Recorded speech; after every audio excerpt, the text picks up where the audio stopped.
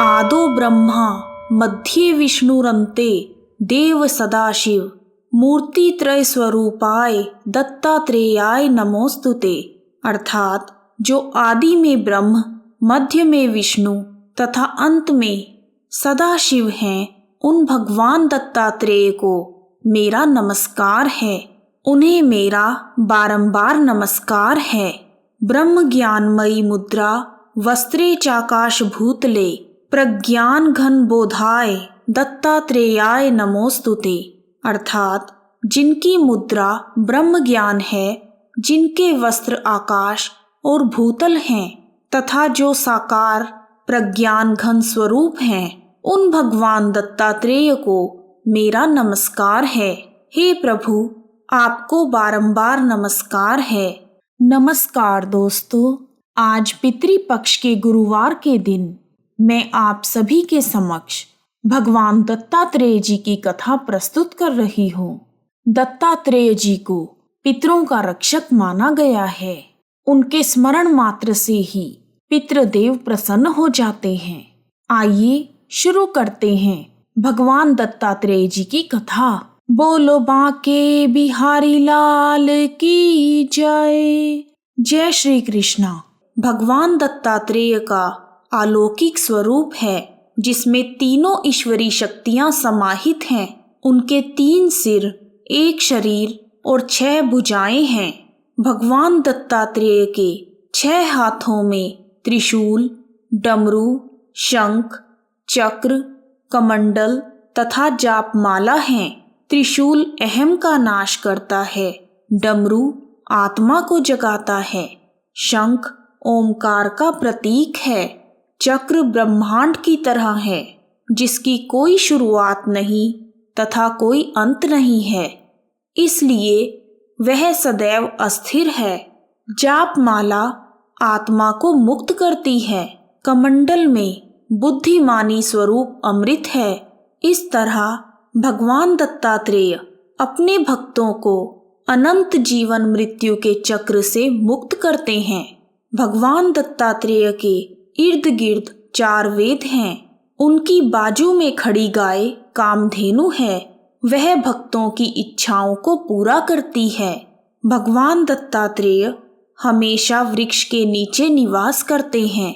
यह स्वर्गिक इच्छा प्रदान करता है। भगवान दत्तात्रेय की आराधना बहुत ही सफल तथा शीघ्र फल देने वाली है।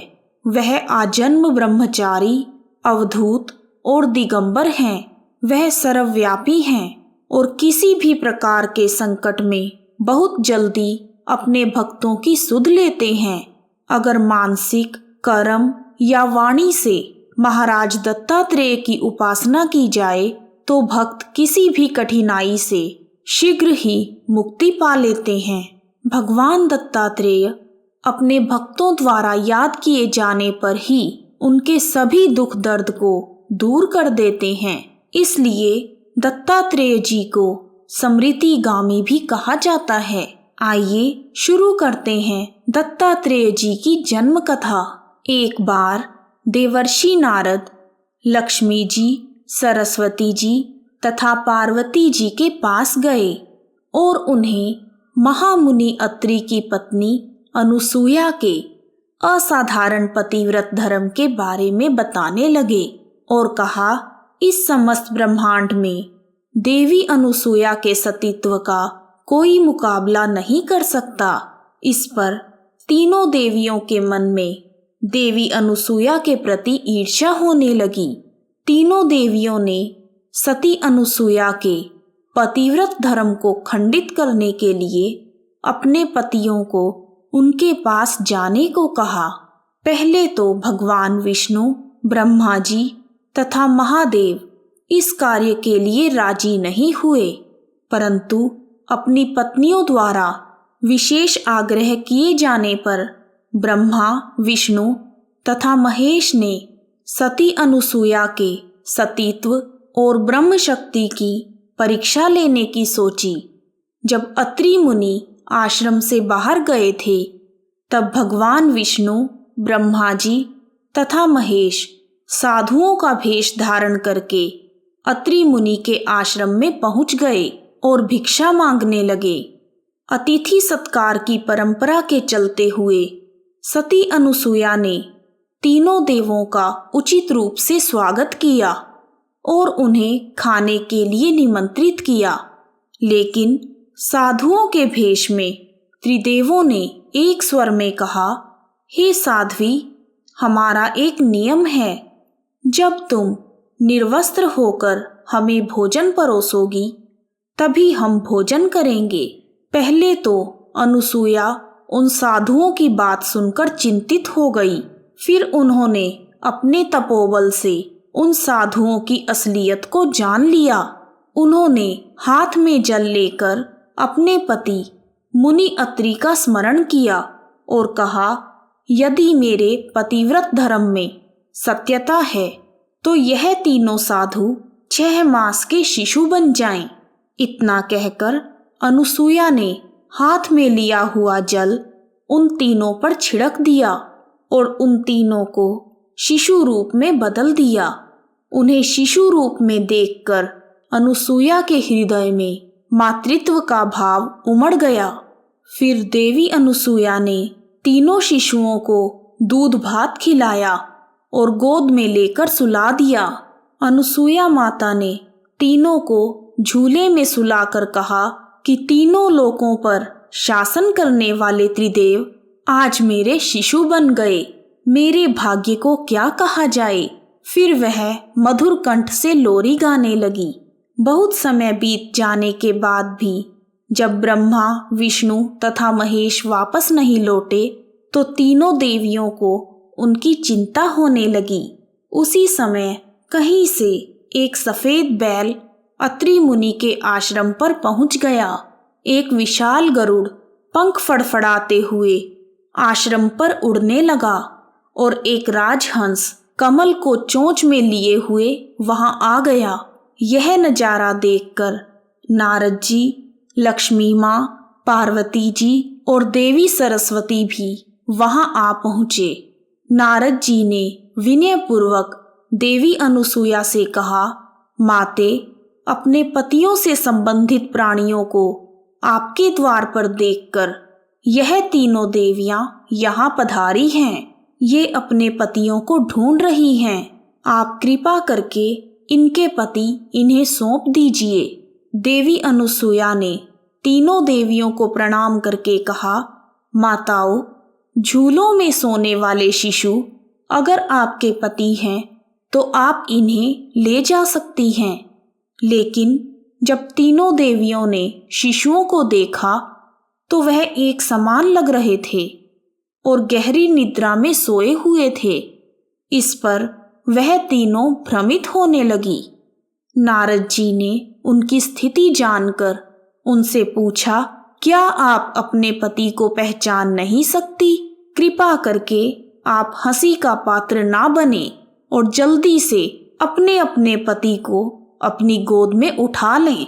नारद जी की बात सुनकर तीनों देवियों ने शीघ्रता से एक एक शिशु को उठा लिया।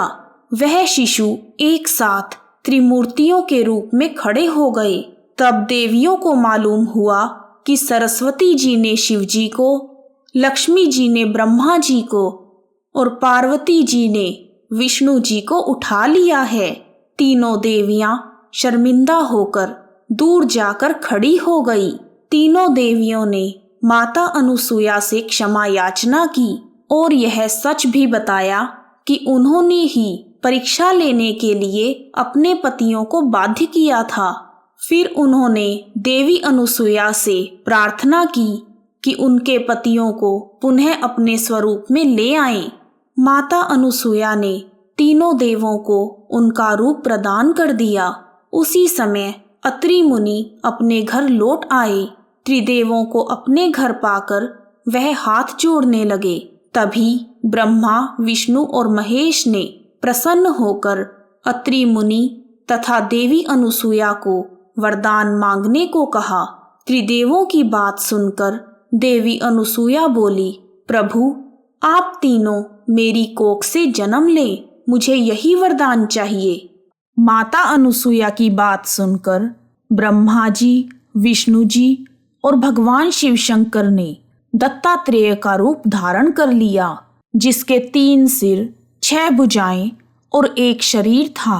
इस प्रकार भगवान दत्तात्रेय ने धरती पर जन्म लिया। एक बार राजा यदु ने भगवान दत्तात्रेय से उनके गुरु के बारे में पूछा। तब भगवान दत्तात्रेय ने कहा, आत्मा ही मेरा गुरु है तथा मैंने 24 व्यक्तियों पृथ्वी, जल, वायु, अग्नि, आकाश, सूर्य, चंद्रमा, समुद्र, अजगर, कपोत, पतंगा, मछली, हिरण, हाथी, मधुमक्खी, शहद निकालने वाला, कुर्र पक्षी, कुमारी कन्या, सर्प, बालक, पिंगला वैश्या, बाण बनाने वाला, मकड़ी तथा भृंगी कीट से शिक्षा ग्रहण की है। इस प्रकार भगवान दत्तात्रेय ने अपने 24 गुरुओं के बारे में राजा यदु को बताया। ओम द्राम दत्तात्रेयाय स्वाहा। यदि आपको वीडियो पसंद आया है तो कमेंट बॉक्स में जय दत्तात्रेय भगवान अवश्य लिखें। आप सभी का हार्दिक धन्यवाद। जय दत्तात्रेय भगवान।